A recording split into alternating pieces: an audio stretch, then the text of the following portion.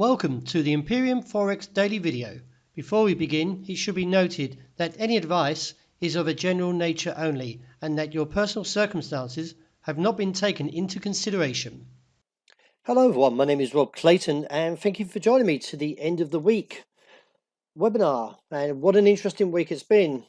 We've seen quite a few movements, especially in the stock market, as it sold off in the middle of the week and then recovered overnight and then remained unchanged from this morning. The bullish US dollar was brief yesterday. After the start of the week, a very weaker outlook came through when euro and sterling rallied. So from the overnight price action, the Australian dollar has recovered from the recent rejection, and as you can see here, is now giving some concerns that we are back towards this 80-cent region. What is helping the fact is that yesterday, the latest labour market data that was released was better than expected. 34,700 jobs were added in December, more than twice the market expectation, while the unemployment rate edged up by 5.4% to 5.5%, with more people looking for work. Part-time jobs was 19,500, which was added, but full-time jumped by 15,100. This was the 15th consecutive month for job gains, which is more jobs being advertised in Australia. Could see the unemployment fall slightly in 2018. The only thing about those numbers I would argue about is the fact it was Christmas and more hiring is done for the preparation for the festive season. So that might be slightly why the number jumped. However, we still could see a slight pressure on the RBA. Now, we did see Bank of Canada raise rates this week by 25 basis points. The Fed is meeting in January the 31st, and then we have the Bank of England. There is some speculation that the Fed may go sooner than March, but we have to wait and see. But nevertheless, if they do go sooner, that is a good sign for the US dollar. We do need still further, though, recovery from the dollar after its early 24-hour rally.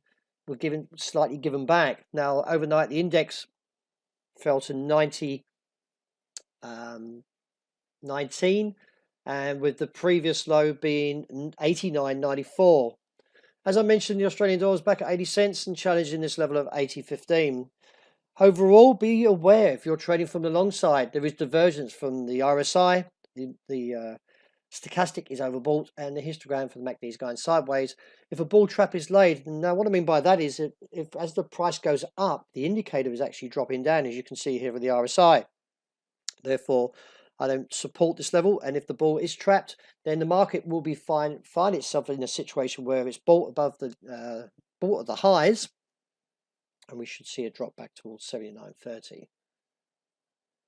Like I mentioned, the dollar index is still a little bit on the softer side. However, with euro, we did get a doji and an outside range day, but it didn't break through 121.60 overnight. It did get to a low of 64. Now, from a divergence on the RSI being the bear case, a stochastic coming to a softer picture of supporting the bearish picture should see another return to the downside. This market is all across the board is going to the extreme side. There is divergence, and then we're getting outside range days, and also we're getting dojis. So the market is getting a little bit towards the end of its range in terms of the US dollar selling off and the euro and other markets rallying. So therefore, I do expect to see a retreat from the resistance that comes in at the moment on intraday around 122.65, looking down towards 122.05 to 121.60. The dollar yen case, well, as you can see, the market did post a bullish outside range day, but as with all these outside range days that we're seeing, we need confirmation. So we need confirmation from the US, the euro, and on dollar yen. We did get a doji in between there, but what's concerning is the fact it didn't continue on and actually was a bit weaker.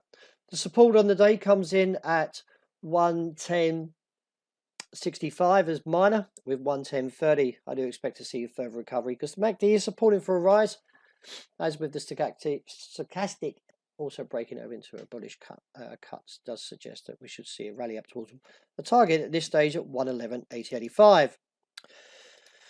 Well, the pound still holds to its blow off top, even though we are seeing some gains in the last 12 to 24 hours. The indicator is extremely high, and I'm not supportive at these levels. Therefore, I do expect to see a retreat somewhere from 139.15 to 55 and look back towards 138.50. There is a lot of calls out there saying we're going to 140 to 144, purely on the back of those Brexit eyes that the Bank of England may be looking to hike rates in February, and if so, that would be quite bullish for the pound.